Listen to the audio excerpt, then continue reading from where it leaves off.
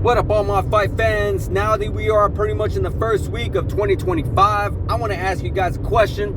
What do we hope for? What do we expect to happen in the boxing world this year for 2025? You know, we had some decent fights in 2024. Maybe a lot of fights that we wish we would have got in 2024. Will we see them this year? Let's discuss this, shall we? Let's go with the heavyweight division. I believe the heavyweight division is the most exciting division right now. I believe that. I believe the fact that, you know, you got Tyson Fury, Alexander Usyk, Anthony Joshua, still Deontay Wilder on there. I believe it's Zhilei Zhang, I believe his name is. Excuse me if I'm saying that wrong. You got Daniel Dubois. You got Joseph Parker. I mean, there's actually a lot of great heavyweights going toe-to-toe right now. Right now, I would kind of wish Andy Ruiz will mix things up a little bit too. Maybe we'll get him this year. Let's match some things up, shall we? You know, we just had that great fight with Tyson Fury versus Usyk. It did not go Tyson Fury's way, unfortunately, but hey, there always could be a potential part 3 because these fights were close. These fights were close. They were not pure dominance. You know, that first fight was the closest.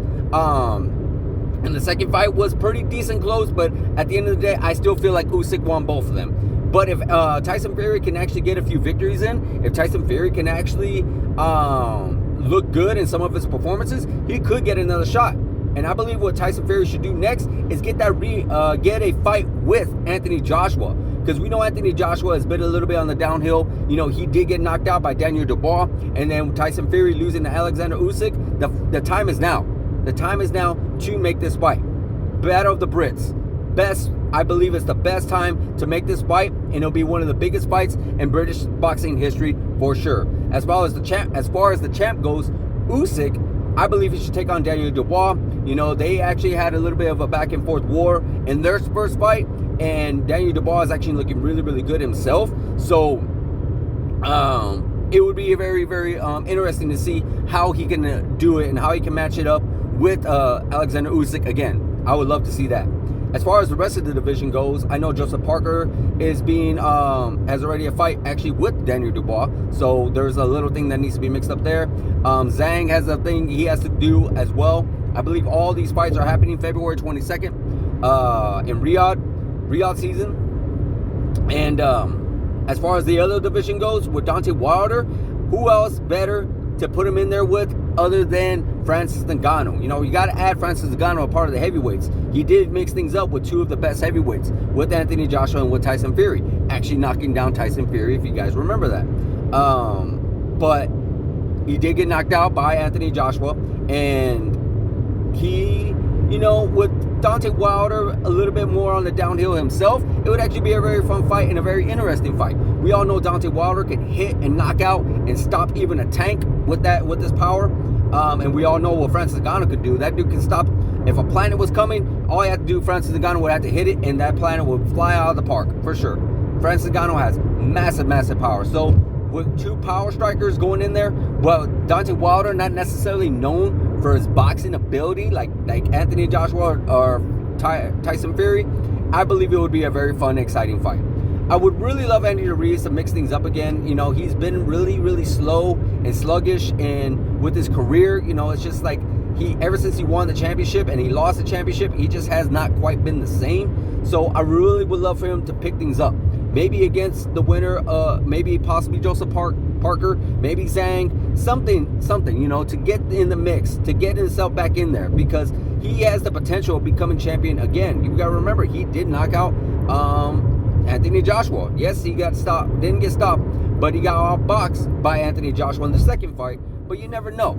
If Andy Ruiz could take his boxing career more serious right now, I believe he can actually make another run at the title. I believe so. As far as the other divisions, you got light heavyweights. You got these fights taking place. You got the Riyadh season with Dmitry Bivol and Artur Beterbiev. The rematch. We all know that fight was very, very close. A lot of people actually felt like Dmitry Bivol should have won, but they're going to do a rematch in February, like I just mentioned. And who knows, maybe we can actually get the actual winner, because a lot of people feel like Dmitry Bivol won. I don't know. I feel like it could have gone either way, but that's just me, my personal opinion. But the winner of this should take on the winner of David Benavidez versus I believe was Morrell. That would actually be a very fun fight. David Benavidez is a very exciting fighter. He's fresh in the light heavyweight division. You know, he's taking on I can't remember the guy's name. I believe it was back in June-ish, and he's been out ever since. He didn't have the best performance in the light heavyweight in his light heavyweight debut. But you never know. Maybe he needs to get used to and accustomed to the new way of the light heavyweights. You know, because we all know he was a really good super middleweight. And one thing's for sure, what we really want to see, not just David Benavidez taking on either Dmitry Bivol or Artur Beterbiev, but we really want to see him go against Canelo Alvarez. That's the fight.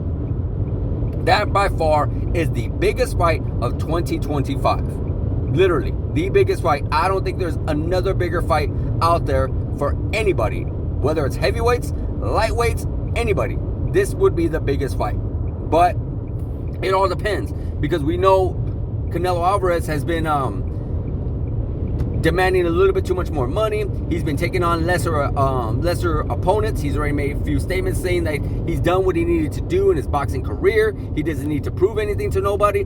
I'm sorry, I disagree. When you are on the top, when you are pound for pound, when you are the champion, you always got to prove something. Not necessarily prove something, like you got to show that you're the best or whatever it is, but you always got to make sure people know you are the best.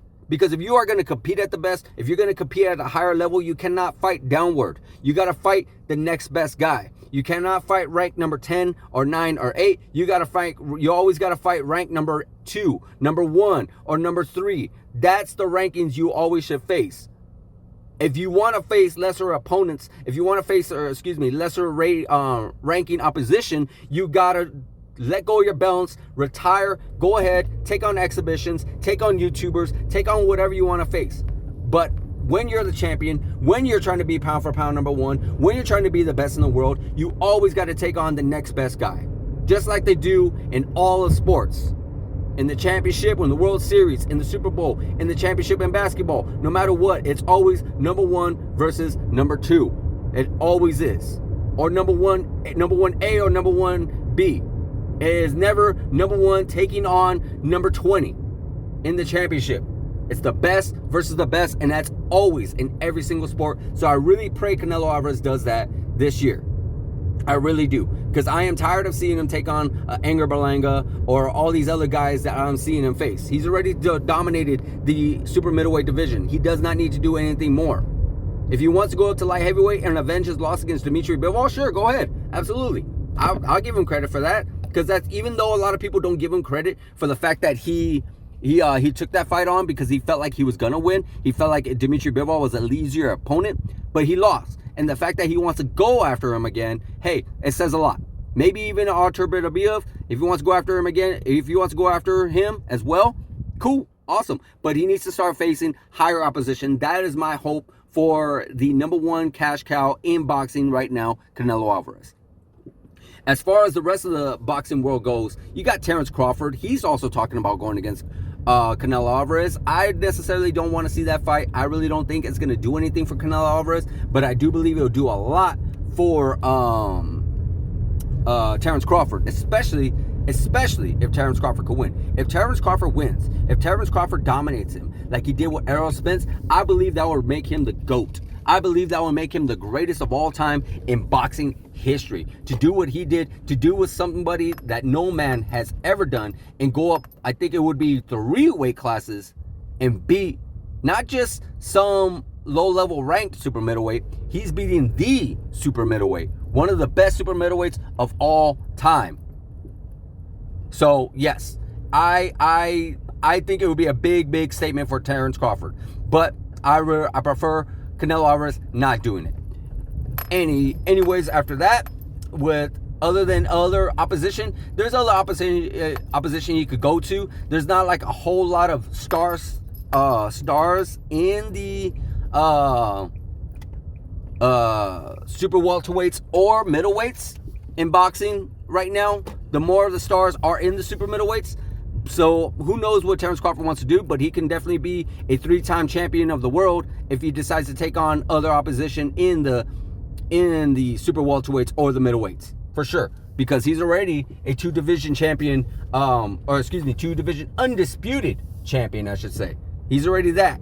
So moving forward, if he wants to do it again at super welterweight, or if he wants to do it again at middleweight, hell, even potentially at super middleweight, good God. I mean, sky's the limit for this guy. Sky's the limit for Terence Crawford. Now, to talk about another star in boxing, one of the biggest stars in boxing, that would be the lightweights and the junior welterweights. I'm talking about guys like Ryan Garcia. I'm talking about Gervonta Davis. I am talking about Teofimo Lopez, Devin Haney, maybe even Vasily Lomachenko, Shakur Stevenson. These guys need to face each other. These guys need to go toe-to-toe with each other, for sure. These guys need to stop wasting time, stop wasting our time. Yes, we did get a Ryan Garcia, Devin Haney, a Ryan Garcia, Gervonta Davis, but that's not enough. We need all of them. All you guys, all the princes, all of them need to go toe-to-toe with each other and stop trying to defend their undefeated streak, defend the fact that they don't want to lose. You know, Devin Haney really needs to stop with this whole thing about, oh, well, I'm going to sue Ryan Garcia because I lost, because he was on steroids or whatever it is. Hey, it's boxing. Yes, it turned into a no contest. Yes, he got not banned, but he got suspended for cheating. It is what it is. Get him back in the rematch. Stop complaining. Stop crying. Because it doesn't do no good. It makes only Devin Haney look bad, not the rest of the boxing world. I promise you, not Ryan Garcia is looking bad. Only Devin Haney. So Devin Haney needs to get back in there. He needs to focus on training. He needs to get a fight going. He needs to really, really get himself back on the grind to really show everybody like, hey, that fight that you saw with Ryan Garcia, he was at advantage. He was definitely way ahead of me than I should have been. Of course, by the fact that he missed weight and the fact that he was on some type of steroids or performance enhancers, whatever you want to call them. So yes, Devin Haney needs to step it up. Gervonta Davis, on the other hand, he needs to stop facing all these other oppositions that we almost never even heard of. And he needs to start going in there with some high-level opponents. He needs to go up there to maybe the junior welterweights against a Teofimo, against a Devin Haney, against another rematch with Ryan Garcia. He needs to go toe-to-toe with all these guys, because these are the guys that are the big paydays, the big cash cows, the big pay-per-views that we want to see, the big fights that we want to see. Gervonta Davis, yes, he's a big star, but he needs to stop facing all these other guys. He needs to start taking more chances. That's what I would love to see. Same thing with Teofimo Lopez. Not sure what's going on with him. I do believe he has a fight coming up in March, but at the end of the day, I really need to start seeing him go do a little bit more and facing other opposition as well. So there's a lot to be had, and there's a lot to be done in the boxing world in 2025, and I really hope we get it done, guys. So let me know what fights you want to see. Let me know what you think is going to be taking place in 2025. Thanks. Thank you for watching. Like, subscribe, hit that notification button, and I'll see you guys in the next video.